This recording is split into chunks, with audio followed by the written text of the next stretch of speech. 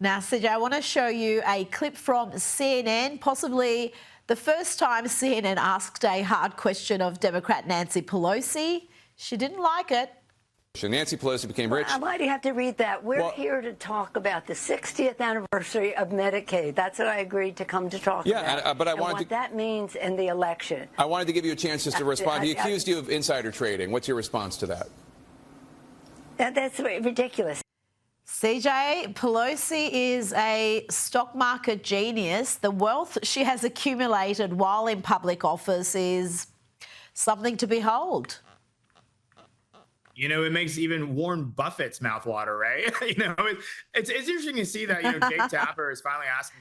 He's probably looking at his ratings and saying, maybe I need to try something and do something a little bit different. But, I welcome, of course, legislation that was recently passed out of committee that will actually ban, members of Congress from owning and selling stocks while they're in office. These people shouldn't be able to engage and act based on the information that they have that no other American has to enrich themselves. There's no reason that someone should go into Congress, make $174,000, but yet leave a multimillionaire. And so I think that this is a welcome, step forward, and I hope that this ultimately passes and is signed into law.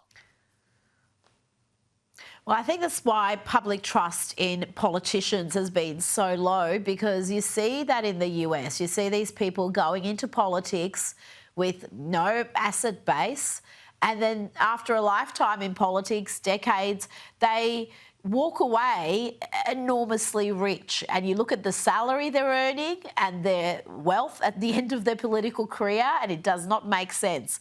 Now, Kamala Harris, we have to talk about her, the former vice president. She announced earlier today that she will not run for California governor in 2026. CJ, we know what this means. She wants to run for president again. And I hope that she does, Rita.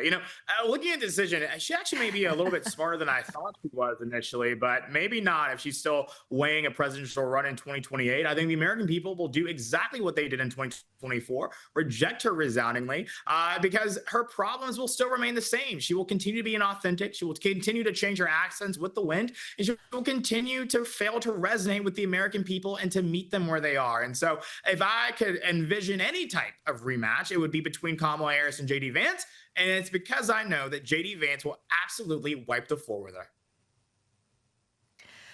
That would be brutal. Can you imagine Kamala v. JD? That would be, even I would feel sorry for her, because she was, CJ, such a uniquely terrible candidate, wasn't she? She outspent Donald Trump enormously. She spent $1.5 billion in 15 weeks.